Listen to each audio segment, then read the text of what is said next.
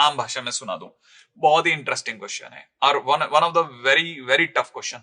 कई लोगों ने इसे सुपर टफ क्वेश्चन का नाम दिया हुआ है 2021 के, ठीक है ना, सबसे टफ क्वेश्चन में से एक है। तो बिरती आखिरकार ये क्वेश्चन उठाना अपने आप में, हालांकि क्वेश्चन अपने आप में प्रोबेबिलिटी है ये भी बता दूं, लेकिन प्रोबेबिलिटी से भी ज्यादा इंटरेस्टिंग ये बेसिकली आईक्यू का क्वेश्चन है अगर, और वो आपको पता ही है वो सब में इधर उधर कम ज्यादा होता रहता है, ठीक है ना। ये अपने आप में 3 सेट की कहानियां है, E1, F1 और G1, ठीक है ना। पहले हम बड़े इंटरेस्टिंगली E1 से 2 एलिमेंट्स चुनेंगे और उनका सेट बनाएंगे और उसे S1 के नाम से डिनोट करेंगे, ठीक है ना। फिर ये E2 करके एक और कहानी लेकर गए। E2 अपने आप में वो एलिमेंट है जो कि S1 करके सेट जो हमने अभी जस्ट अभी बनाया है E1 से, ठीक है ना, उसके सिवा जो बच गया उसका नाम है।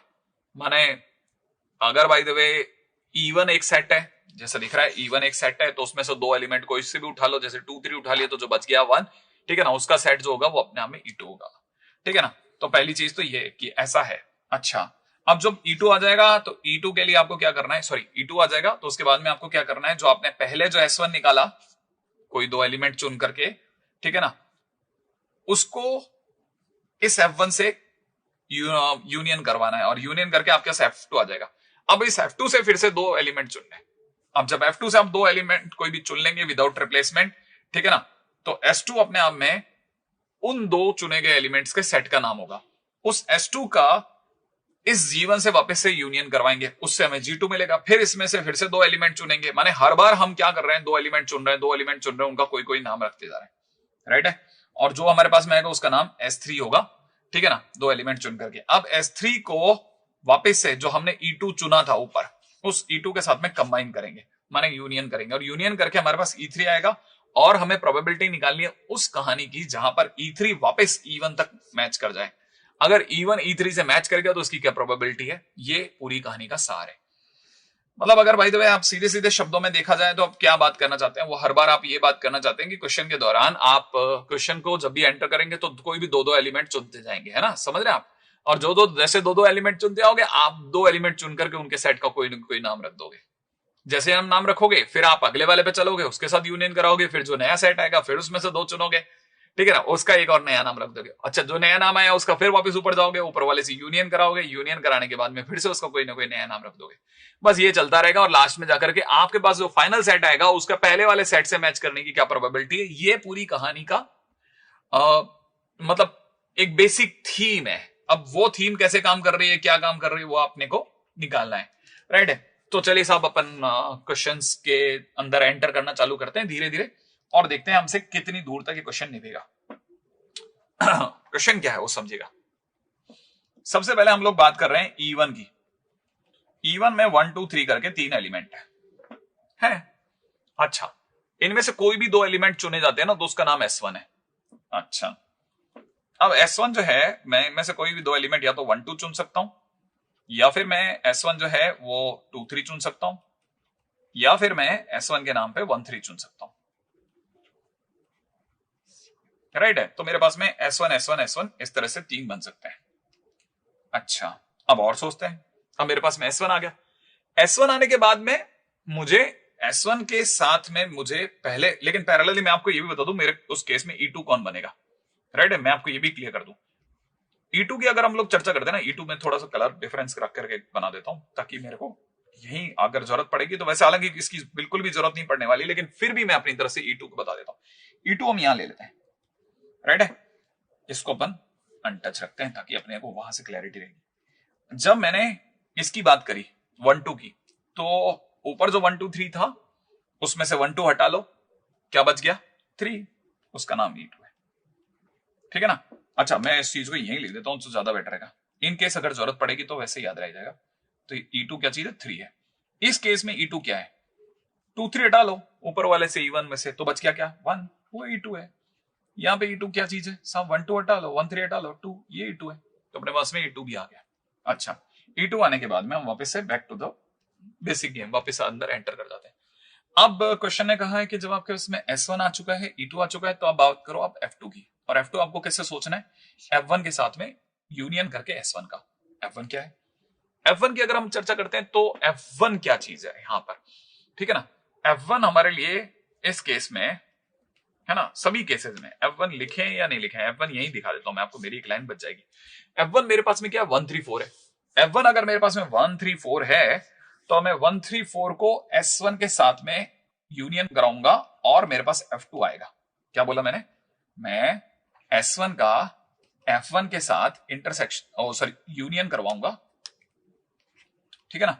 अब जैसे मैं आपके सामने 1-2 का यूनियन करवाता हूं, ठीक है ना, F1 के साथ। F1 क्या है अपना दोस्त 1-3-4। अगर बताओ अब यूनियन करेंगे तो क्या आएगा, आप बोलोगे 1-2-3-4, तो बस मैं यहाँ पे 1-2-3-4 देता हूं, ये भर दिया मैंने F1। अब मेरे लिए F2 इस केस में क्या होगा, इस केस में क्या होगा, S1 मेरे लिए अब 2,3 है, दिख रहा होगा आपको, है ना भाई, मैं इस केस की बात कर रहा हूं। अभी मेरे लिए S1 क्या है 2,3, 2,3 का 1-2-1-3-4 से अगर मैं इंटरसेक्शन कराऊंगा तो वापस से 1-2-3-4 आएगा, डन, सही है। और अगर मैंने 1-3 के साथ में कराया तो अगर मैं 1-3 के साथ करवाता हूं तो सोचो 1-3 का 1-3-4 के साथ कराता हूं तो 1-3-4 ही आएगा, तो F2 मेरे पास में 1-3-4 है, दैट्स इट। तो अब मेरे पास में S1 पड़ा है, F2 पड़ा है, अब मेरे पास S1 और F2 दोनों आ चुके हैं। अब आगे मेरे को जब चलना है तो क्वेश्चन के अंदर इसमें से 2 एलिमेंट चुनने हैं, क्योंकि मेरा एक ही रोल दिया इन्होंने कि हर बार 2-2 एलिमेंट चुन के लाओ आप, ठीक है ना। तो अब मैं 2-2 एलिमेंट चुनूंगा, राइट है। अगर मैं 2-2 एलिमेंट चुनता हूं तो 2-2 एलिमेंट चुनते टाइम पे उसका जो भी नाम होगा ना, ठीक है ना, उस सेट को S2 के नाम से दिखाएंगे हम लोग, ठीक है। जो भी मैं F2 से 2 एलिमेंट चुनूंगा, अब देखो 1-3-4 1-2-3-4 में कुल मिला के 4 एलिमेंट है, इसमें से 2 एलिमेंट चुनूंगा तो मेरे पास में 6 अलग अलग 2-2 एलिमेंट वाले सेट बन सकते हैं, ठीक है ना। अच्छा, वो जो सेट बन सकते हैं उसमें से क्या होगा बताता हूं, देखो एक सेट बनेगा 1-2, एक सेट बनेगा, है ना, 1, एक सेट बनेगा 1-2, ठीक है ना, एक सेट बनेगा 1-2, एक सेट बनेगा 1-3, एक सेट बनेगा 1-4, ठीक है ना, एक सेट बनेगा 2-3। अब देखो यहां ये भी पॉइंट है, 2-3 बनेगा, एक बनेगा 2-4 और एक बनेगा 3-4, राइट। अगर मैंने इसमें से 2-2 एलिमेंट के सेट बनाए तो ऐसे बनेगा। अच्छा, अगर आप ध्यान से देख पा रहे हैं तो मैं इसे मार्क कर देता हूं पहले से कि भाई मैं जब इन 3 की बात करूंगा तो इनके लिए अलग कहानी चलेगी, इनके लिए अलग कहानी चलेगी, ऐसे, राइट।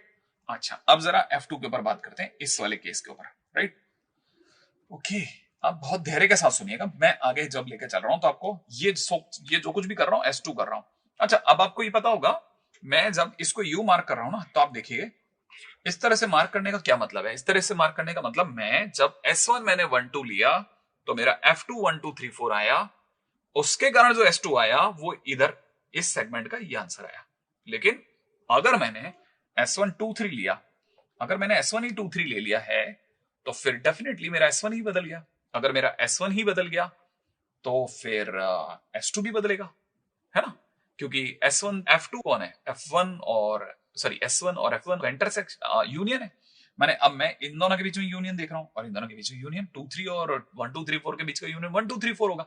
हाँ, अब की बार अगर 1-2-3-4 होगा तो 1-2-3-4 का अगर मैं 1-2-3-4 से अगर 2-2 एलिमेंट चुनता हूं, ठीक है ना, तो मेरे पास क्या क्या बन सकते हैं वो सोचो। देखो अब की बार मेरे लिए S2 के नाम पे क्या बनेगा, 1-2-3-4 में फिर से वही बनेगा जो पिछले वाले बने थे ना। एक बन सकता है S2 के नाम पे क्या क्या, एक बन सकता है 1-2, एक बनेगा 1-2, एक बनेगा 1-3, एक बनेगा 1-4, राइट। एक बनेगा 2-3, एक बनेगा 2-4 और एक बनेगा 3-4। ये भी काम खत्म किया। अब मैंने S2 यहां के लिए भी बना दिया, ठीक है। अब बहुत बढ़िया जगह पे खड़े हैं अपन लोग, राइट। अब अपन तीसरे सेगमेंट पे नजर रख रहे हैं। जब हमने इन दोनों के बीच का यूनियन करा तो जो हमारे पास में S2 आएगा ना, वो सॉरी F2 दिखा रहा हूं पहले मैं आपको, ठीक है। मेरे पास में F2 आ रहा है 1-3-4। अब मेरे को 1-3-4 से S2 निकालना है, ठीक है। और S2 अपने हमें इनमें से 2 एलिमेंट चुनना है। तो ये टोटल कितने हैं, 3 एलिमेंट है। 3 में से 2 चुनने के तरीके क्या होंगे, 3C2 माने 3 तरीके कौन कौन से होंगे बताता हूं। 1-3 एक सेट, 1-4 दूसरा सेट, एक 3-4 अगला सेट, राइट। अच्छा, इसमें से 1-1 वाले जितने भी हैं वो ये 3 हैं, ठीक है ना। और 1-1 को छोड़ करके जितने भी हैं, माने जिसमें पहले नंबर पे 1 है, जैसे इसमें 1 है, इसमें 1 है, इसमें 1 है, इनको मैंने एक ब्रैकेट में लिया है। और जो 1-1 के अलावा वाले हैं उनको मैं दूसरे में ले रहा हूं, 2-2-3, ठीक है ना। इनको मैंने एक दूसरे करली ब्रेसेस से रिकॉर्ड कराए। इसमें 1 1 वाले को एक अलग करली ब्रेसेस से दिखा रहा हूं और 1 1 के सिवा फर्स्ट एलिमेंट जब 1 1 नहीं है तो उसके सिवा वाले को दूसरे से दिखाऊंगा। ठीक है, 3 अलग अलग S1 है, उनके कारण 3 अलग अलग F2 आए हैं और उनके कारण से 3 अलग अलग S2 आए हैं, क्योंकि एक पूरी एक दुनिया है, दूसरा बीच का एक अलग दुनिया है, तीसरा एक अलग दुनिया है। राइट? अच्छा, इस पूरी कहानी को इसीलिए कई लोगों ने सुपर टफ क्वेश्चन नाम दिया है, क्योंकि ये रिकॉर्ड करके रखने लायक है कि कैसे सोचा गया था, कैसे सोचा है सर ने। अब वो सुनने लायक होगा। ठीक है ना? अच्छा, अभी तक मैं F2 तक आ गया था। अब उसने मेरे को कहा F2 से आपने S2 पा लिया। हाँ, पा लिया। अब S2 के बाद में आपकी नजर जाके टिकनी चाहिए G2 पर। अब आप G2 पे फाइट करेंगे। G2 क्या है? G2 अपने आप में G1 और S2 के बीच का। G1 का है सर, ये रहा, और S2 का है, ये रहा। इसके और इसके बीच का यूनियन लेना है अपने को ना। अब मैं इसके लिए G2 सोच रहा हूं। पहले मैं 3 ब्रैकेट का G2 अलग सोच रहा हूं। तो मेरे पास में आप 2 3 4 5 को अगर आपने 1 2 से मिला है तो 1 2 3 4 5 आएगा, 1 3 से मिला है तो 1 3 4 5 आएगा, 1 2 3 4 5 आएगा, 1 4 से मिला है तो भी 1 2 3 4 5 आएगा। माने G2 इन तीनों केसेस में 1 2 3 4 5 ही आएगा। अच्छा, इस केस में G2 क्या आएगा? अगर आपने 2 3 को इसके साथ यूनियन कराया 2 3 4 5 के साथ, तो 2 3 4 5 ही आएगा। 2 4 के साथ कराया तब भी 2 3 4 5 आएगा, 3 4 के साथ कराया तब भी 2 3 4 5 ही आएगा। इसलिए आप यहां 2 3 4 5 ही लिखोगे। ये आपका G2 बना। G2 बनने के बाद आप S2 पे जाओ। अब यहां पे आपका G2 क्या बनता है वो बता रहा हूं आपको, जरा समझना। 1 3 के साथ में अब आप 1 2 3 4 को ओ सॉरी सॉरी सॉरी सॉरी इन तीनों में से किसी को भी इसके साथ अगर आपने यूनियन कराया तो 1 2 का इससे यूनियन 1 2 3 4 5 ही आएगा। 1 2 3 4 5 डन। इसमें भी 1 2 3 4 5 नहीं आएगा, सॉरी सॉरी सॉरी सॉरी, इसमें 2 3 4 5 ही आएगा। राइट? और इस केस में 1 2 3 4 5 आएगा। ठीक है ना? और इस लास्ट वाले केस में 3 4 के साथ मिलाऊंगा तो 2 3 4 5 आएगा। राइट? ओके, अब मेरे पास में सारे केसेस का G2 अवेलेबल हो गए। हर केस का अलग G2 है, G2 सबके अवेलेबल हो गए। अब G2 आने के बाद में मैं अब आगे बढ़ रहा हूं। फाइनली जो भी 2 एलिमेंट अब इसमें से चुनेंगे हम, ठीक है ना, विदाउट रिप्लेसमेंट। अब चुनेंगे वो हम दिखाएंगे नहीं, अब दिखाएंगे तो बहुत ज्यादा भारी हो जाएगा, दिखा नहीं रहे हम। वो 2 चुनने के बाद में S3 उन 2 चुने गए एलिमेंट का सेट होगा। वो S3 E2 के साथ में यूनियन करके E3 देगा। ठीक है ना? अच्छा, अब यहां पर जितनी भी फाइट है ना वो सारी की सारी E3 के आके टिक गई, तो मैं E3 जानबूझकर ले रहा हूं। E3 मेरा E1 के बराबर आना चाहिए, ऐसा अगले ने बोला है। यहां पर देखो आप, देखा आपकी नजर पड़ी, E3 E1 के बराबर आना चाहिए और E1 अपना 1 2 3 है, तो इसका मतलब E3 आपका 1 2 3 आना चाहिए। राइट है? अब सुनो आप जरा, मैं इससे जब भी 1 2 3 बनाने की सोचूंगा, ठीक है ना, तो मैं यहां से 1 2 लाने की सोच रहा हूं। ठीक है ना? इसमें से कोई 2 एलिमेंट चुने मैंने 1 2, भाई ये अपने में टोटल 5 थे ना, तो 5 में से कोई भी 2 एलिमेंट चुनने के 10 तरीके होते, माने 10 डिफरेंट डिफरेंट 2 2 वाले ब्रैकेट बनते। उन 2 2 वाले ब्रैकेट में एक ब्रैकेट कोई ना कोई 1 2 का हो सकता है। अगर वो होगा तो फिर वो 1 2 जो बनेगा वो 1 2 जो होगा वो मेरा S3 कहलाएगा। माने ये मेरा S3 बन रहा है। अगर ये मेरा मतलब S3 के 10 केस बनेंगे, उनमें से कोई एक मैंने दिखाया आपको। ये जो 1 2 है, ये 1 2 जिस दिन E2 के साथ मैच करेगा, ठीक है ना, किसके साथ में यूनियन करेगा? E2 के साथ यूनियन करेगा। अब E2 कहां है सर? ये जो ग्रीन वाला दिख रहा है, दिख रहा है आपको? जिस दिन ये 1 2 इस 3 के साथ यूनियन करेगा तो क्या बनेगा? 1 2 3 बनाएगा। और जो 1 2 3 होगा, माने जैसे यूनियन करेगा, यूनियन करते ही 1 2 3 बनाएगा और उस यूनियन का नाम E3 पड़ेगा। E3 1 2 3 है और E1 भी बाई चांस 1 2 3 है और दोनों मैच कर गए और दोनों मैच करते हमारा केस बन गया। ऐसे सोचना है, ठीक है ना? अब आगे क्या है, मैं इस कहानी के अंदर और इस कहानी के अंदर बड़ा ध्यान से सुनते जाना, आप बहुत ध्यान से सुनना। मैं किससे क्या डिमांड कर रहा हूं, मैं जानबूझ करके एक फोर्सफुली डिमांड कर रहा हूं, एक जबरदस्ती की डिमांड भी कर रहा हूं। मैं सबसे 1 2 3 लाना चाहता हूं, ठीक है ना। मैंने पहले से डिमांड करी कि आप प्लीज 1 2 दीजिए, राइट।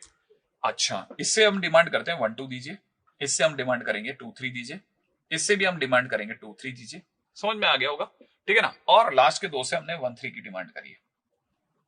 और 1 3 यहां पे रखता हूं, 1 3 आगे बड़े धैर्य से एक चीज को पकड़ते हुए चलते हैं, तब समझ में आएगा। जरा समझने की कोशिश करना।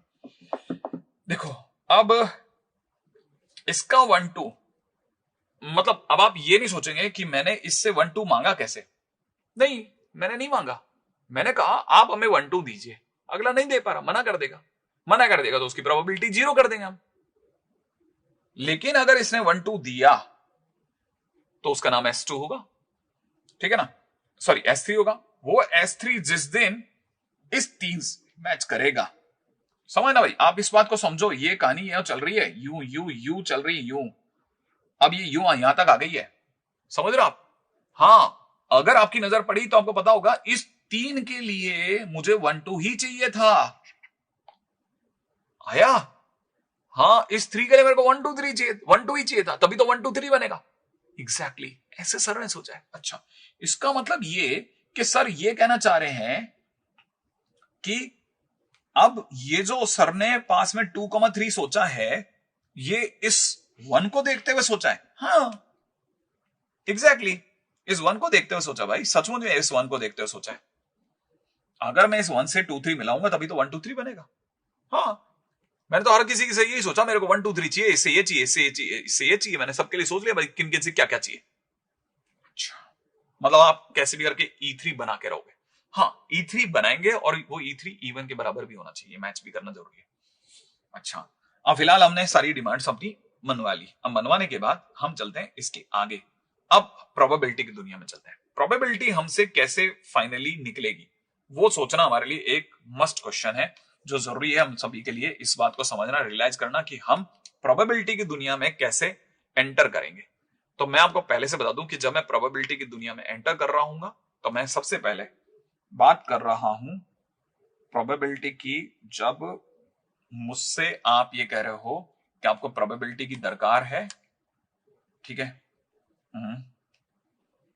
आपको प्रोबेबिलिटी की जरूरत है, किसकी?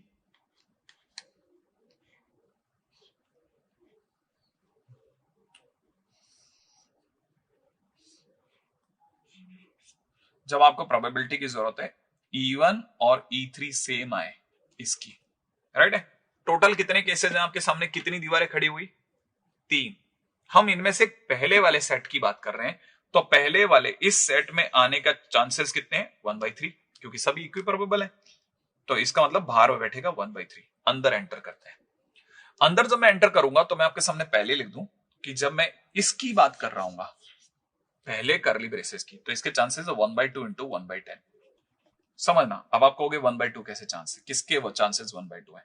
ठीक है ना, मैं कह रहा हूं इसके चांसेस 1/2 किस बात के हैं? ये 1/2 नहीं है बेसिकली, है ना। ये बेसिकली अगर आपको बोल रहा हूं मैं 1/2, तो मैं कह रहा हूं हमारे पास में 3 ब्रैकेट है आउट ऑफ 6। तो 3 ब्रैकेट आउट ऑफ 6 आने के चांसेस क्या है? 3/6। सही है। अच्छा, उन 3/6 से आगे जाकर के हमारे इस 1,2 के आने के चांसेस क्या है? तो हमको पता है हमारे पास में जैसे आगे जाएंगे हमारे पास G2 बनेगा, और G2 में 5 एलिमेंट है। उन 5 एलिमेंट से ऐसे 2-2 वाले 10 बनेंगे, उस 10 में से ये 1 है, तो इसका मतलब इसके चांसेस 1/10 हो गए। या क्या हो सकता था? अब जब मैं बात करता हूं इस पास वाले की, राइट है, तो इस पास वाले से पहले मैं ऊपर वाले करली ब्रेसेस तक आऊंगा, तो उसके चांसेस भी 3/6 हैं, ठीक है ना। और 2 3 4 5 से 1,2 कोई नहीं ला सकता, क्योंकि 1 कहां से दोगे? तो 1 लाने के चांसेस हो गए 0, 1,2 लाने के चांसेस हो गए 0। ओके, अब आता हूं इस 2 3 के लिए, राइट है। अब इस 2 3 से पहले मैं इस ब्रैकेट की बात करता हूं। ये कुल मिला के कितने करली ब्रेसेस हैं? आपको गई सारी 3 है, ठीक है ना। ये कितने हैं? 3 है। आपके पास कितने एलिमेंट थे ऊपर? 4। 4 में से आपने 2-2 के सेट कितने बना सकते थे? 4C2 माने 6। उस 6 में से आप कितने करली ब्रेसेस की बात कर रहे हो एक टाइम पे, यहां से यहां तक में जाते समय पर? 3 की। तो मतलब चांसेस हो गए 3/6। अब आप इस करली ब्रेसेस में आ गए। इस करली ब्रेसेस की वजह से आपके पास 1 2 3 4 5 बना बना बना बना। उस 1 2 3 4 5 से टोटल एलिमेंट 5 थे, उसमें से दो दो के कितने सेट बन सकते थे? 5 से 2 माने 10 सेट बन सकते थे। उस 10 सेट में से ये 2,3 एक सेट है, माने इसके चांसेस फिर से 1/10 हो गए। थोड़ा थोड़ा मैंने कहा था बहुत अच्छा क्वेश्चन है, बड़े धैर्य के साथ सुनना है आपको। अब मैं चलता हूं अगले के ऊपर। अब बात करते हैं हम इसकी। तो इस 3 के 6 में से आने के चांसेस कितने हैं? इस 3 के 6 में से आने के चांसेस 3/6 है, मल्टीप्लाइड बाय। अब जब मैं इसकी बात कर रहा हूं तो इस 2 3 4 5 के अंदर कुल मिलाकर के मेरे पास में कितना एलिमेंट है? 4। 4 से दो दो के कितने सेट बन सकते हैं? 4 से 2 माने 6। उसमें से ये कितना है? 1। इसका मतलब इसके चांसेस 1/6 हो गए। सोच लेना अच्छे से। बहुत अच्छे से सोचने की कोशिशें जारी हैं। मेरे हिसाब से सही है, ठीक है ना? 1/6 चांस बन गए। ओके, प्लस अब चलते हो, अब आएगा मजा। तो जो स्टूडेंट ने अभी तक नजर रखी, हल्की सी भी नजर उसकी इधर उधर हो रही है, वो अब बचा ले अपने आप को। ये टोटल कितने हैं? 3। 3 में से दो दो के कितने सेट बनते? 3C2 माने 3 सेट बनते। उन 3 सेट में से ये कितने हैं? 2। तो मतलब ये कि इन दो के चुने जाने के चांसेस कितने हैं? 2 आउट ऑफ 3। अच्छा, उन 2 आउट ऑफ 3 में 1 3 1 4 है और हमें चाहिए 1 3, ठीक है ना? ये 1 3 इस 1 2 3 4 5 में से कुल मिलाकर के कितने सेट बन सकते हैं? इससे बन सकते हैं 10। सही है ना भाई? उन 10 में से ये 1 है, तो इसके होने के चांसेस 1/10। प्लस लास्ट में आता हूं, ये 1 है आउट ऑफ 3। इन 3 में से ये 1 है, तो इसके चांसेस हो गए 1/3। और उस 2 3 4 5 में से 1 3 कोई नहीं ला सकता, क्योंकि 1 है ही नहीं इसके पास। इस करली ब्रैकेट के पास 1 है ही नहीं, तो ये 1,3 दे ही नहीं सकता, तो उसके चांसेस हो गए 0। अब 0 कितनी जगह पे हो गया? यहां ये दो तो वैसे ही गए, ठीक है ना? इधर देखा जाए तो 1/2 इंटू 10 1/20, ठीक है ना? अब मेरी तरफ से फाइनल आंसर रिकॉर्ड पे जा रहा है, ठीक है? बाहर हो चुका है 1/3, ठीक है ना? और ये बन चुका है 1/20। पास वाला फिर से 1/20, एक और उसके पास वाला 1/12, उसके पास वाला 1/15, उसके पास वाला बस यही है 1/15। That's it, that's it. अब मेरे को सबका एलसीएम कैल्शियम निकालना है और फिर जाकर के मेरा आंसर बनेगा। मेरे पास प्रोबेबिलिटी बन चुकी है ऑलमोस्ट, जो रिक्वायर्ड प्रोबेबिलिटी है वो बनेगी, लेकिन अभी बनी नहीं है, अभी बनी नहीं है। ये टोटल चांसेस है, ये टोटल चांसेस है, ये टोटल चांसेस है। हाँ, अब इसमें 1,2 वाले कितने केसेस हैं? 1,2 वाला एक केस ये रहा, एक केस ये रहा। और उसमें इन दो की प्रेजेंस ऊपर वाले वाइट में कहां है? यहां से यहां तक में। कहां से कहां तक में? ये देखो, यहां से यहां तक में। इस 1,2 के कारण ये दो खुले थे। ये लाल रंग कब मुझे छोड़ेगा, देखा आपने? हाँ, 1,2 सिर्फ इतनी ही जगह पे था, माने, और उसमें से एक तो 0 है, तो उसके चांसेस 1/20 हैं, समझे? हाँ, तो अगर रिक्वायर्ड प्रोबेबिलिटी पी की बात करी जाएगी तो नीचे हो चुका है 1/3 इंटू में, ये सबका ड्रामापन खत्म कर देते हैं, ये बन गया 1/10। मैं आपके सामने इसको एडिशन के साथ दिखा देता हूं। 1/10 प्लस 1/12 प्लस 1/15, एलसीएम आ गया 180। तो 10 के हिसाब से गया 18 बार, 12 के हिसाब से गया 15 बार, 18 15 33, और 15 के हिसाब से गया 12 बार, 33 और 12, 33 और 12, 43 45, 45/180।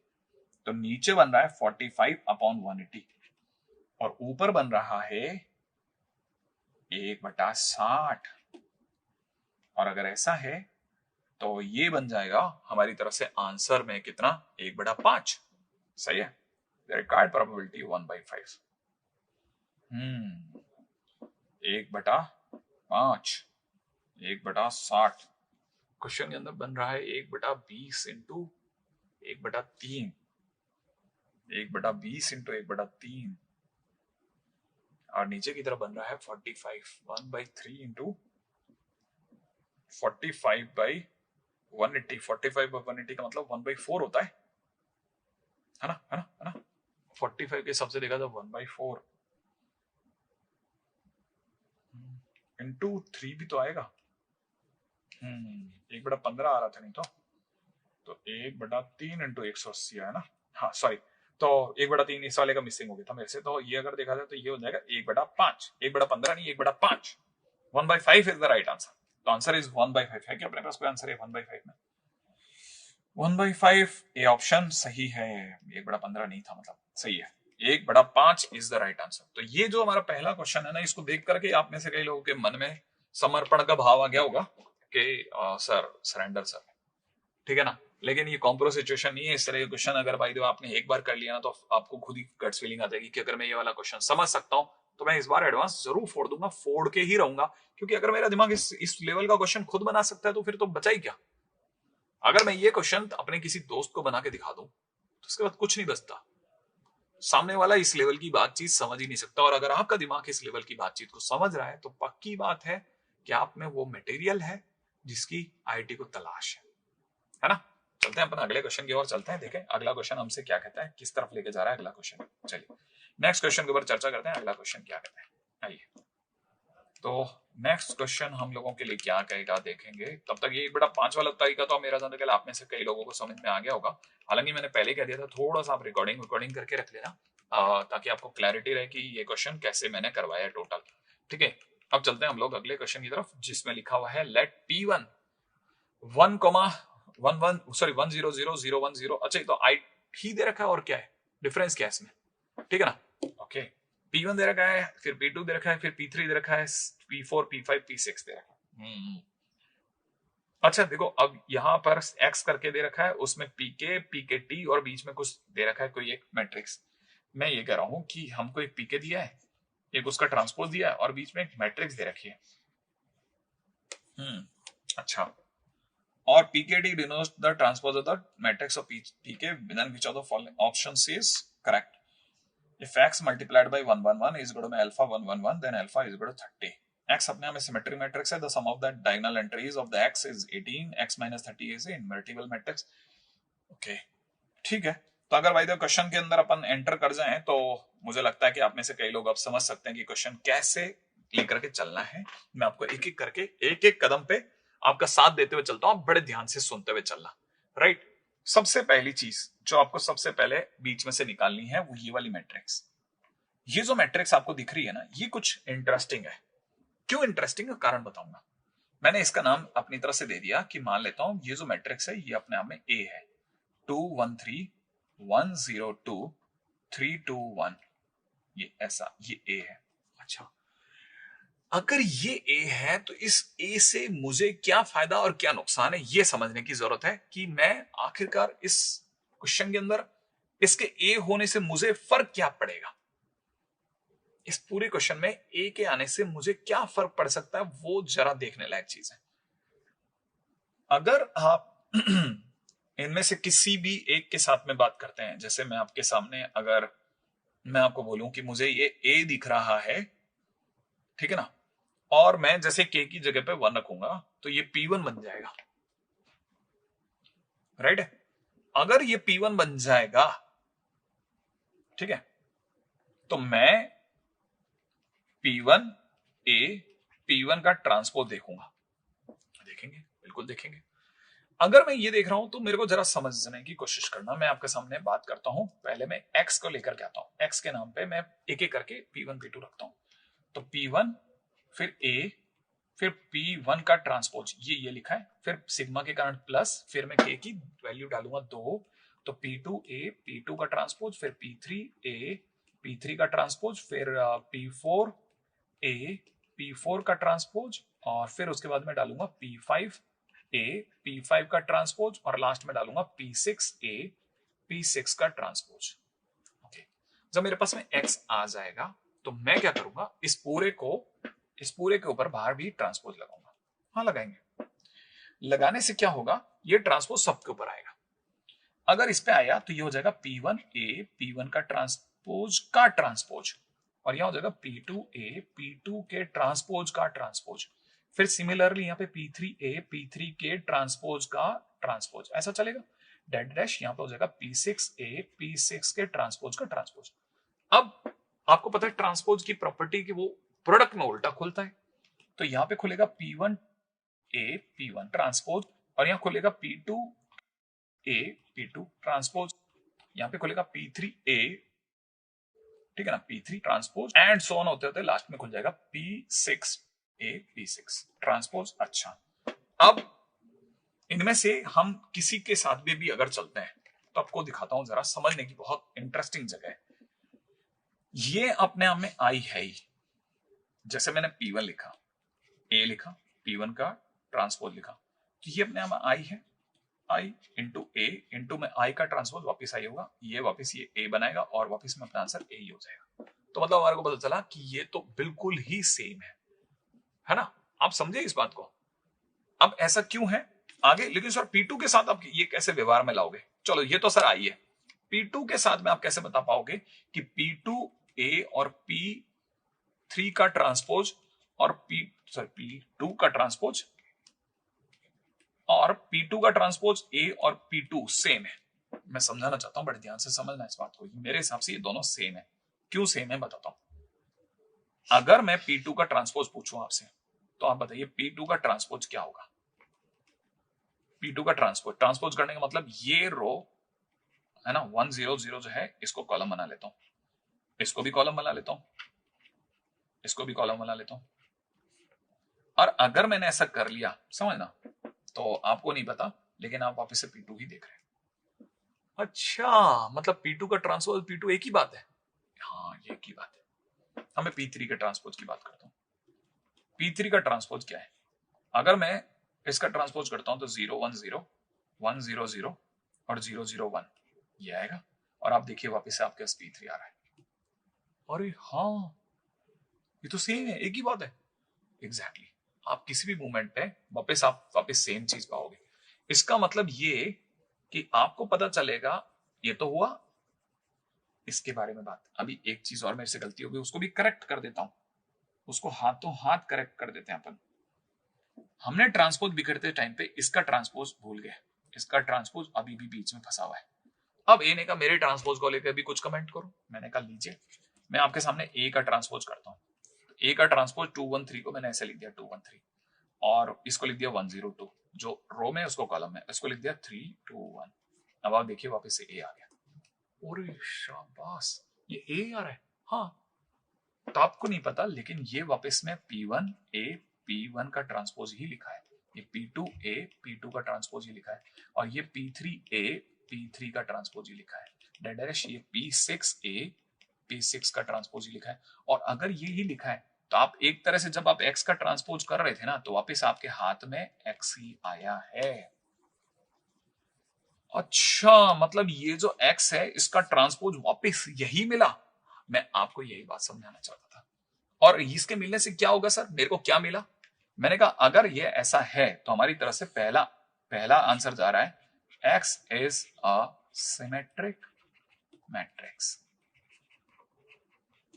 एक्स अपने हम एक सिमेट्रिक मैट्रिक्स है, मैंने बी ऑप्शन तो कम से कम सही है। ओके, तो ये तो अपना पहला ऑप्शन मतलब सही बैठ गया। सही बैठ गया नहीं, वो सही है। इवन मैं तो आपको एक और बात बताता हूं, देखो अब जरा समझना, मैं आपके सामने और दूसरा क्या ऐसा चरण रखने वाला हूं जो आपको पता होना चाहिए कि ये भी एक पॉइंट है। समझने की कोशिश करना, अगर आप समझो तो आपको अच्छा लगेगा, ठीक है ना? अगर मैं आपको क्लिक कराऊं तो शायद आप में से कई स्टूडेंट ऐसे होंगे जो इस चीज को क्लिक कर जाएंगे कि एक्चुअल में हम किस तरफ जाना चाहते थे और कहानी क्या है, ठीक है ना? अब मैं कहानी को लेकर के जाना चाह रहा हूं एक दूसरी दुनिया के अंदर, ठीक है ना?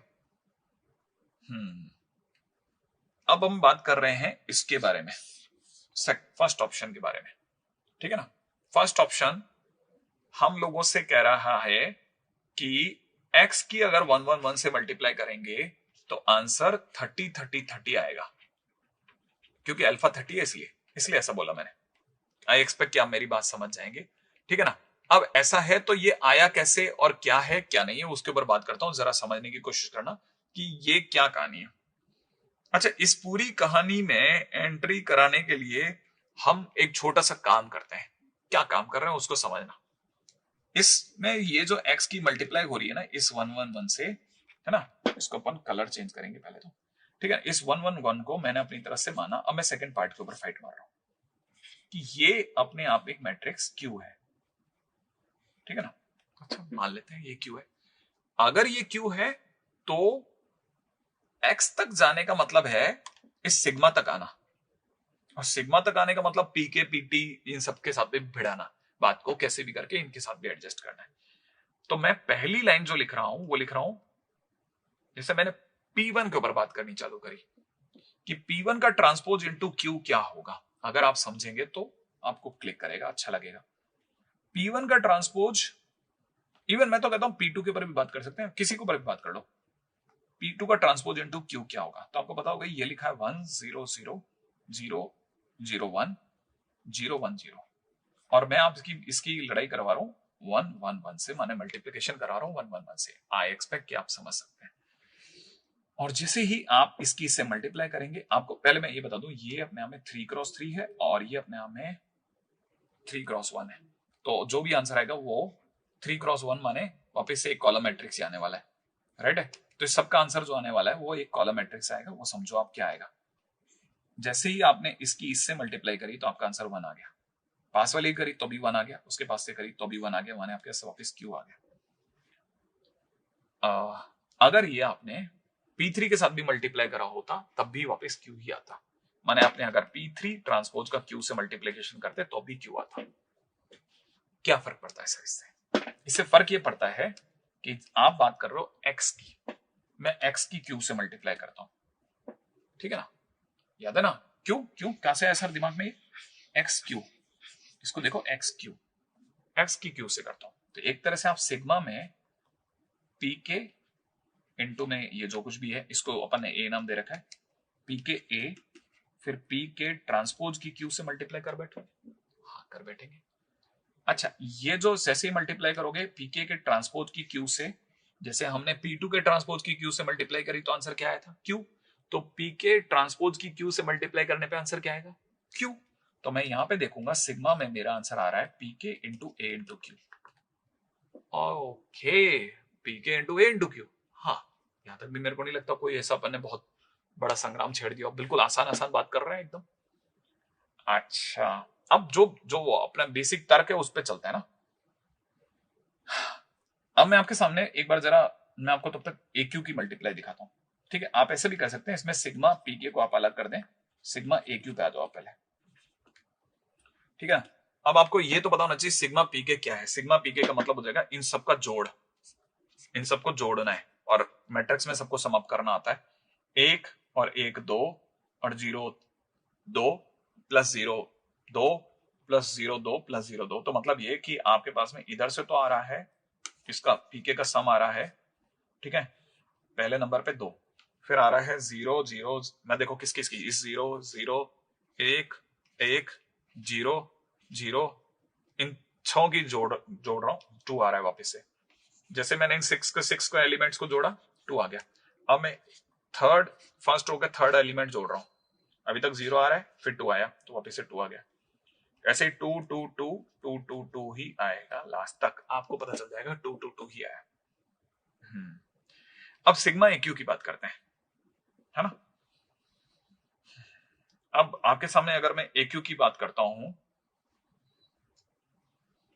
ठीक है ना, तो एक्यू का मल्टीप्लिकेशन दिखा देता हूं आपको। एक्यू का मतलब हो जाएगा आप मल्टीप्लाई कर रहे हैं 2 1 3 1 0 2 और 3 2 1 की मल्टीप्लाई 1 1 1 से, जैसे ही आपने इसकी मल्टीप्लाई से करी 6 आ गया, इसकी मल्टीप्लाई से करी 3 आ गया, इसकी मल्टीप्लाई से करी 6 आ गया, तो 636 आ जाएगा। और आपको बताइए तो कांस्टेंट है, ठीक है, तो ये अपने पास में 636 ही पड़ा रहेगा, इसमें कोई डाउट नहीं है, 636 का 636 ही रहेगा, मतलब इनका फाइनली इसके आगे मैं लिख देता हूं 636, और ये क्योंकि मल्टीप्लीकेशन के काम आ गया, ये तो अपन हटा लेते हैं यहां से, चलो ये भी डन हो गया। अब हमारे को क्या करना है, हमें तो मल्टीप्लाई करना है, तो जैसे ही मैं इसके साथ में मल्टीप्लाई करूंगा, ठीक है, तो मल्टीप्लाई करते ही क्या आ जाएगा, मल्टीप्लाई करते ही हमें क्या मिलेगा जरा समझना, मल्टीप्लाई करते ही हमें मैट्रिक्स मिलेगी, और उस मैट्रिक्स में क्या होगा, जैसे मैं इसकी मल्टीप्लाई से करूंगा तो 6 दूनी 12, 12 और 6 18, और 12 और वापिस 12, 18 और 12 30, फिर अगले वाले में फिर से 30, फिर से 30, फिर से 30 आया, आ गया।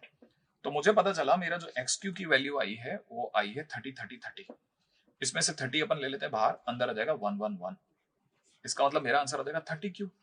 तो मेरा एक्स क्यू बराबर 30 क्यू, तो अब ये कह रहा है, जबकि हमारा आंसर है अल्फा क्यू, है ना। तो अल्फा बराबर में 30 हो गया। इसका मतलब ए ऑप्शन एकदम सही आंसर है, एकदम कड़क जवाब है, बिल्कुल सही। ओके, ये बात है। माने अल्फा की वैल्यू सचमुच में 30 आ रही है। हाँ, अल्फा की वैल्यू सचमुच में 30 आ रही है। अब अपन चलते हैं डी ऑप्शन की तरफ। अल्फा माइनस 30 आई अपने में इन्वर्टिबल मैट्रिक्स है कि नहीं है। एक्स माइनस 30 है, सॉरी, अपने में इन्वर्टिबल मैट्रिक्स है या नहीं है, वो सोचने की बारी है कि हम दिमाग लगा रहे हैं कि वाकई में ऐसा हो रहा है कि नहीं हो रहा है। उसका जवाब इस क्वेश्चन से ही मिल जाएगा आपको, खुद ही आपको समझ में आ जाएगा। देखो, अभी हमने ये प्रूव कर दिया कि फाइनली थर्ड पॉइंट के ऊपर चर्चा चल रही है, X into 111 is equal to 30 111, और अपन ने सबको राइट हैंड साइड में ले आया, लेफ्ट हैंड साइड में लेके आएंगे तो x माइनस 30i कॉमन आ जाएगा और यहाँ पीछे रह जाएगा 111 और यहाँ इक्वल टू 0 हो जाएगा, क्योंकि अपन सबको एक साइड में LHS में ले आए। ओके, और आपको ये भी पता हो जाएगा कि ये फाइनली आपको x minus 30i into Q बराबर 0 बोल रहा है। और आपको पता होगा दो मैट्रिक्स का मल्टीप्लीकेशन अगर 0 आ रहा है तो उनकी डिटरमिनेंट वैल्यू 0 हो सकती है। इसका मतलब मैं यहां से कह सकता हूं determinant of x minus 30i equal to 0, और अगर ऐसा है तो फिर आपको पता है कि ये तो किसी का डिटरमिनेंट अगर 0 आ रहा है तो वो अपने आप में क्या कहते हैं, वो अपने आप में इन्वर्टिबल मैट्रिक्स है ही नहीं, ये तो सिंगुलर ही नहीं है ना। हाँ, ये तो इन्वर्टिबल नहीं है, इन्वर्टिबल नॉन इन्वर्टिबल है ना, तो you can say now it is non invertible matrix. Okay, non invertible है, इसका मतलब ये कि D option is a wrong option. अब अगला कह रहा है sum of diagonal entries of X, sum of diagonal entries of X is sum of diagonal entries of X कैसे निकालेंगे। अगर मुझे निकालना है तो मैं इसको कैसे निकालूंगा। अब यहां बड़ा इंटरेस्टिंग चीजें उठेंगी, ठीक है ना। तो आपको याद रखना है पॉइंट नंबर 4। पॉइंट नंबर 4 क्या कहता है, पॉइंट नंबर 4 कहता है कि सम ऑफ डायगोनल एंट्रीज का मतलब ट्रेस चाहिए आपको, ट्रेस ऑफ एक्स। और आपको ये बता दूं कि trace of X is equal to में ट्रेस ऑफ सिग्मा पी के ए पी के की वैल्यू 1 से लेकर के 6 तक, और अगर ये 1 से लेकर 6 तक है तो it is 6 times of trace of A के इक्विवेलेंट होगा, और 6 तो ठीक है, और ट्रेस ऑफ ए माने इन तीन का सम, ठीक है, इनकी डायगोनल एंट्रीज का सम बोले तो 3, मतलब आंसर विल बी 18। तो इसका मतलब सी ऑप्शन अपने आप में एकदम कड़क जवाब है, एकदम सही जवाब है, एकदम मधुर जवाब है। तो इसका मतलब आंसर ये वाला तो बिल्कुल एकदम फैक्चुअल आंसर है, कोई तकलीफ वाली जगह नहीं है। क्वेश्चन बहुत इजी था ऐसा तो नहीं है, क्वेश्चन अपने में बढ़िया क्वेश्चन था, एकदम क्लासिक क्वेश्चन में से एक था, ठीक है। तो ये दूसरा ऐसा क्वेश्चन है जो दोबारा से अगर आप खुद रिपीट कर जाए तो मतलब आपको पूरा अलजेब्रा अब आपको रोकेगा नहीं। अगर आप इस तरह के क्वेश्चंस खुद ब खुद बना रहे हैं और अपने दम पे कर रहे हैं तो आपका 100% है कि आपको मैथ्स अच्छी है, आपकी बुरी मैथ्स में से नहीं बोला जाएगा, आपको अच्छी मैथ्स है ऐसा बोला जाएगा। आप इस तरह के क्वेश्चंस को वापस, दोनों क्वेश्चंस अपने आप में रिपीट करने लायक है, सेल्फ ट्राई करके बनाइए। अगर भाई आप खुद बना सकते हैं और सेम आंसर ला सकते हैं तो आप समझ जाओ आप बहुत अच्छे लेवल पे खेल रहे हैं, और आपके पास लॉजिकल सारे आंसर्स होने चाहिए, ये बात जरूर ध्यान रख लेना, है ना। अगले क्वेश्चन पे चलते हैं। नेक्स्ट अगला क्वेश्चन जो हमारे पास में आ रहा है वही है, यह है कि लेट m जो है वो अपने आप में 0 1 और a और 1 2 3 3b1 और एडजॉइंट ऑफ m भी दे रखा है, ठीक है, बढ़िया। अगर तेरे का a भी अपने आप में रियल नंबर्स है, then which of the following options are correct. a plus b अपने आप में 3 है, यहाँ a इस वाली पार्टी का नाम है a, ये वाली पार्टी अपने आप में b है, और ये दोनों का सम अपने आप में 3 बता रहा है, ऐसा हमें पता चला है। अब क्वेश्चन के अंदर अगर बाय द वे आप लोग एंटर करते हैं सारी चीजों को छोटा मिनिमाइज करते हुए, तो क्या चीज की जरूरत है, वो मुझे जरूरत है एक कोई भी ऐसा ऑप्शन मिल जाए जिससे मेरे पास में बी आ जाए, और एक कोई भी ऐसा ऑप्शन मिल जाए जिससे मेरे पास में ए बन जाए, तो मेरा काम बन सकता है, राइट है ना भाई। अब मैं किस क्वेश्चन के ऊपर नजर रख रहा हूं वो बताता हूं। देखो, मेरे को ये पता है कि एडजॉइंट करते टाइम पे हम पहले कोफैक्टर निकाल करके फिर उसका ट्रांसपोज करते हैं, तब एडजॉइंट आता है। तो जैसे मैंने 0 का कोफैक्टर निकाला तो ये कोफैक्टर आएगा और उसका ट्रांसपोज करेंगे, ठीक है ना। तो जब मैं इसको लिख रहा हूँ तो जब इससे कोफैक्टर बने होंगे तो कोफैक्टर कुछ ऐसे बने होंगे, एडजॉइंट को देख के मैं आइडिया लगाता हूँ कि कोफैक्टर ऐसे बने होंगे 1 - 6 3, इधर से -1 2 -1 ऐसा बना होगा। फिर हमने क्या किया होगा, इसका ट्रांसपोज कर दिया और ट्रांसपोज करके एडजॉइंट आ गया होगा, जो हमें पता है कि कैसे निकालते हैं एडजॉइंट। इसका मतलब ये है कि तीन चीजें अपने ठिकाने पे आज भी मौजूद हैं, -1 -6 और -1। वापस से तीनों अपनी अपनी जगह पे मौजूद है, और अगर मैं इन तीन से खेलना चालू करूं तो शायद मैं ए और बी तक पहुंच सकता हूं दो इक्वेशनों के माध्यम से। मतलब तरीका ही है, ठीक है ना। अब क्या है बेसिक में वो सीन को समझाता हूं, बेसिक आपको समझाने की कोशिश करिए, अगर आप समझे तो और ज्यादा अच्छा लगेगा आपको। जैसे मान लो मैंने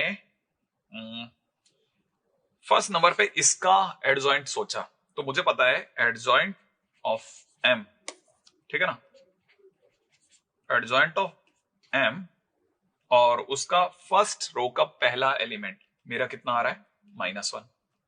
लेकिन ये -1 कैसे आया होगा, ये -1 अपने आप में कोफैक्टर निकला होगा 2 3 B1 का, उसको फिर वैल्यूज को हमने बाद में ट्रांसपोज करा होगा, लेकिन उसके कोफैक्टर से आया है।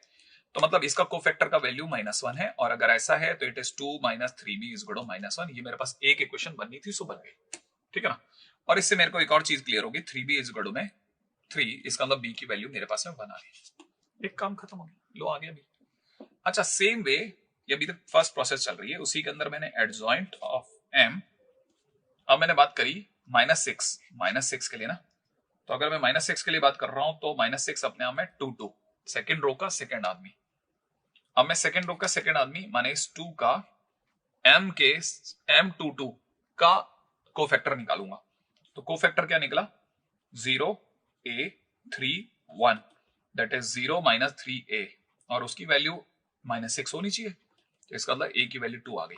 और अगर ऐसा है तो a plus b is equal to में 2 + 1 मतलब 3, माने ए ऑप्शन अपने आप में सही है। तो हमारा ये सब फर्स्ट क्वेश्चन हो गया डन। अब पहले क्वेश्चन के डन होने के बाद will run to second question. Second question में एडजॉइंट ऑफ m का इनवर्स और एडजॉइंट ऑफ m का कंप्लीट इनवर्स के ऊपर चर्चा चल रही है साहब। तो अगर एडजॉइंट के इनवर्स के ऊपर जाना है तो सबसे पहले हमें डिटरमिनेंट ऑफ m की जरूरत पड़ेगी। तो डिटरमिनेंट ऑफ m जो होगा वो दैट विल बी 0 1 और 2 और 1 2 3 3 1 1, इसका वैल्यू निकालना है। तो 0 multiplied by 2 - 3 that is -1, -1 multiplied by 1 - 9, और प्लस में 2 मल्टीप्लाइड बाई 1 - 6, सही है। तो finally it is nothing but 8 - 10 -2 आ रहा है, मेरा डिटरमिनेंट ऑफ m -2 आ गया। अच्छा जब मेरा डिटरमिनेंट ऑफ m -2 आ गया तो मेरे को मतलब m इनवर्स निकालने में भी क्या ही दर्द होगा, है ना। तो पहले मैं सी ऑप्शंस के ऊपर बात कर रहा हूं, ये मेरे को क्या कह रहा है, ये मेरे से कह रहा है डिटरमिनेंट ऑफ एडजॉइंट m का स्क्वायर का डिटरमिनेंट क्या होगा, एडजॉइंट m के स्क्वायर का डिटरमिनेंट। एडजॉइंट ऑफ a अगर उसका डिटरमिनेंट पूछा जाए तो डिटरमिनेंट a की पावर n-1, तो डिटरमिनेंट m स्क्वायर की पावर, m अपने आप में 3 है तो 3 - 1, माने डिटरमिनेंट m के स्क्वायर का स्क्वायर माने डिटरमिनेंट m की होल पावर 4, राइट है। और डिटरमिनेंट m हमने अभी -2 निकाला, तो -2 की पावर 4 दैट इज 16, और इसका मतलब सी ऑप्शन अपने आप में 81 कह रहा है, जो कि एक रॉन्ग ऑप्शन है। एक और क्वेश्चन डन, ठीक है ना। चलो दो हो गए, अब तीसरे पे आ जाओ। थर्ड क्वेश्चन हमसे कह रहा है एडजॉइंट ऑफ m का इनवर्स क्या होगा। इंटरेस्टिंग। अब एडजॉइंट ऑफ m का इनवर्स, पहली चीज जो ये है कि हमसे क्वेश्चन वाला डिमांड क्या कर रहा है, मतलब एडजॉइंट ऑफ m का इनवर्स मांग रहा है, लेकिन हमें यह पता है कि m का इनवर्स क्या होता है। m का इनवर्स जो होता है वो होता है adjoint of m divide by determinant of m, right है। तो एक तरह से देखा जाए तो एडजॉइंट ऑफ m अपने आप में डिटरमिनेंट ऑफ m इनटू में m इनवर्स हो गया। तो हमसे क्या मांगा जा रहा है, एडजॉइंट ऑफ m का इनवर्स प्लस में adjoint of m inverse, right. Adjoint of m inverse मांगा जा रहा है। अब एडजॉइंट ऑफ m क्या चीज है, that is determinant m inverse का इनवर्स है प्लस। अब एडजॉइंट ऑफ m इनवर्स क्या होगा, adjoint of m inverse is equal to में डिटरमिनेंट m इनवर्स इनटू में m इनवर्स का इनवर्स होगा, ओके। अब आपको पता होना चाहिए ये तो इनवर्स तो एक तरह से बिल्कुल एक तरह से पावर -1 की तरह काम करेगा, माने m, इसका मतलब है ये बेसिकली ये लिखा हुआ है डिटरमिनेंट m अपॉन m का इनवर्स, तो इसका मतलब इसका उल्टा m upon determinant of m, ये कह रहा है। सेम वे में ये भी यही कह रहा है m upon determinant of m, और आपको पता होगा ये हो गया m अपॉन -2 प्लस में यहाँ पे उपज जाएगा m upon -2, finally it is -m। सही है, तो मतलब बी ऑप्शन अपने आप में सत्य वचन है, बी ऑप्शन भी सही है साहब। एक और क्वेश्चन भी फिनिश हो गया। अब हमारे लास्ट क्वेश्चन की दरकार है साहब, बहुत इंटरेस्टिंग क्वेश्चन की तरफ बढ़ रहे हैं, ठीक है। That is alpha minus beta plus gamma की वैल्यू अपने आप में 3 है। अब ये निकाला थोड़ा अलग लेवल का क्वेश्चन है कि हम इस क्वेश्चन में एंटर कैसे करें, ठीक है ना। अच्छा, देखो एक तरह से देखा जाए तो हमको ये पता है कि अल्फा बीटा गामा जो है that is equal to m inverse multiplied by 1 2 3 है। तो हमारे को कहीं से भी अगर m इनवर्स मिल जाए तो काम बन जाएगा। तो फोर्थ नंबर पे हमारी दौड़ है सारी m इनवर्स की दौड़, उसके लिए हमें चाहिए adjoint of m, adjoint of m divide by determinant of m। इसका मतलब माइनस का 1/2, और ये हमारे पास पड़ा है adjoint of m that is -1 1 -1 8 -6 2 -5 3 -1, ये और आगे दे रखा -2, माइनस का 1/2। अब क्या करेंगे, कुछ नहीं, अंदर जाकर के आप चाहो तो मल्टीप्लाई कर लो, लेकिन मैं मल्टीप्लाई करने से ज्यादा सुरक्षित समझता हूं कि मेरे से m इनवर्स की आप हाथों हाथ मल्टीप्लाई करवा लो 1 2 3 की, तो मैं 1 2 3 से मल्टीप्लाई भी कर देता हूं, वो ज्यादा अच्छा रहेगा कि मैं मल्टीप्लाई कर लूं तो ज्यादा सही रहेगा, है ना। अगर मैंने मल्टीप्लाई करा तो बाहर -1/2 अभी भी पड़ा रहेगा, ठीक है ना। जैसे ही मैं इसकी मल्टीप्लाई इससे करूंगा तो दैट विल बी -1 प्लस 2 -3, अगली लाइन में आ जाएगा, अगली लाइन से मल्टीप्लाई करते आ जाएगा 8 -12 प्लस 6, अगली लाइन में आ जाएगा -5 प्लस 6 -3, ठीक है ना। तो फाइनली ये बन रहा है माइनस का 1/2, और यहां पे मेरे को दिख रहा है आता हुआ -2, यहां पे मुझे दिख रहा है 2, और यहां मुझे आता दिख रहा है माइनस का 1, सही है। और जैसे ही माइनस का 1, ठीक है, अब इंटरेस्टिंग बातें चल रही हैं, ये माइनस का 2 ही आएगा, 3 माइनस का 1 प्लस का 6 माइनस का 3 माइनस का 6 माइनस का 2, तो ये कुल मिलाकर के मेरे पास आ जाएगा -1 1 1 -1 और 1। अब क्वेश्चन ने मेरे से मांगा है अल्फा, अल्फा की वैल्यू होगी 1 -1 मतलब +1 और +1 और इज इक्वल टू 3, माने option D is also right option, तो अपने आप में डी ऑप्शन भी सही ऑप्शन है। तो साहब ये तो था आज के दिन का अपना सारा का सारा भाग दौड़, और हालांकि क्वेश्चन अपने आप में एक से एक बढ़िया थे, क्लासिक क्वेश्चन थे, एक एक क्वेश्चन पे जो भी हमारे सब्जेक्ट की पकड़ है और ज्यादा मजबूत होती आती है जब हम इस तरह के क्वेश्चन करते हैं, और इस लेवल का क्वेश्चन जिसमें हम लोग एडवांस में भी क्या एडवांस लेवल के क्वेश्चन कर रहे होते हैं। तो आज के दिन पे हमारी लड़ाई को अभी यहीं समाप्त करते हैं, अगली बार फिर मिलता हूं, याद रखते हुए अपने को उसी बात के साथ में, माता पिता का सम्मान सर्वोपरि और उनसे पाया गया सम्मान उससे भी परी। तो अगर देखा तो माता पिता को खूब सम्मान करना, उनसे खूब सम्मान पाना है, भाई बहनों से तो खैर नोकझोंक चलती रहती है, हिंसा से हमें दूर रहना है, मित्रों से प्रेम बना के रखना है, सफलता अपने साथ ही साथ